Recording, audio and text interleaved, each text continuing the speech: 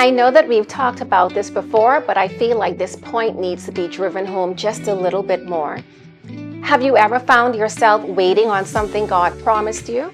And the longer you wait, the more you wonder, was it me?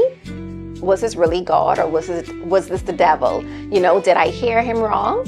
But I promise you, it's a very real feeling. But Joshua 21:45 reminds us, not one of all the Lord's good promises to Israel failed. Every one was fulfilled. God's track record, it is flawless.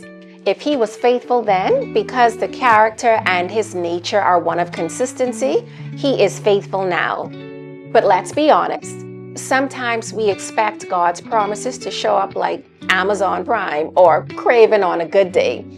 But when you look at Israel's journey, it was anything but instant. It took decades, as a matter of fact, generations, for them to fully walk into everything God had spoken to their forefathers, Abraham, Isaac, and Jacob. But here's the thing that we miss. God's timing, it isn't random, it's not sporadic, it isn't haphazard. Baby, his timing is strategic. He was preparing the land and preparing their hearts and setting the stage so that when the breakthrough came, it wasn't rushed, it was complete. Sometimes the delay, it isn't punishment, it's perfection. It's God setting things in order so your promise can be fully realized without compromise. Another reason it can feel like God is silent is because sometimes we really are asking the wrong question. We ask, well, where is God? Lord, where are you? But maybe, truthfully, the better question is, have I done the last thing he said? Have I followed the last instruction he gave me? Israel didn't just inherit the land overnight.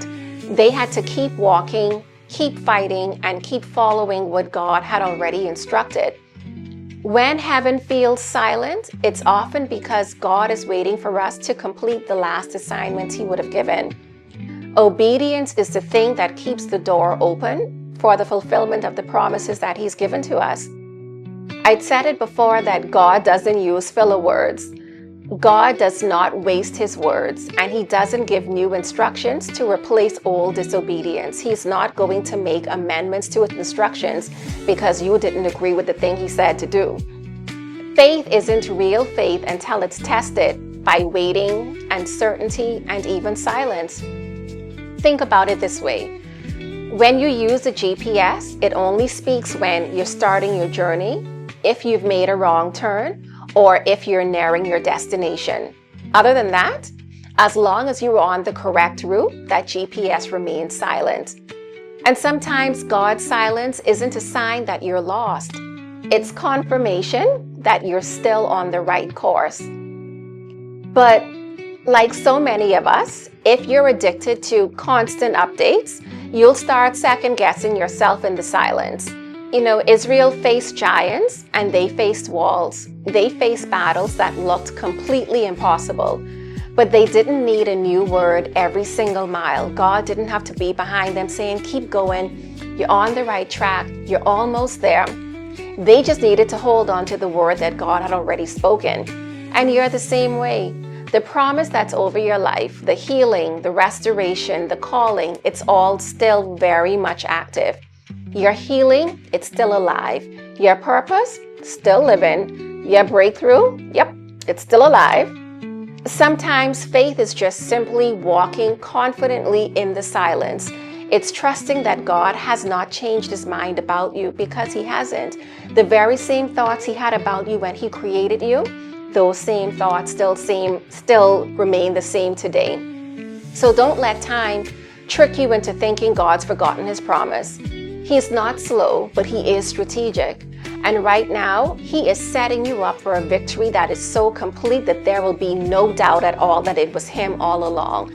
You won't be able to give anybody else credit except God for the things that come to pass in your life. If this word stirred something in your heart, I want you to declare it boldly in the comments. I still believe. We're so accustomed to speaking the negative things or making complaints out loud, but let's speak the positive things. Let's speak that I still believe. I still trust. I am still standing. Make sure you like this video, Subscribe for more faith-building content, and be sure to share it with someone who needs a reminder that God is always, always, always faithful to His word.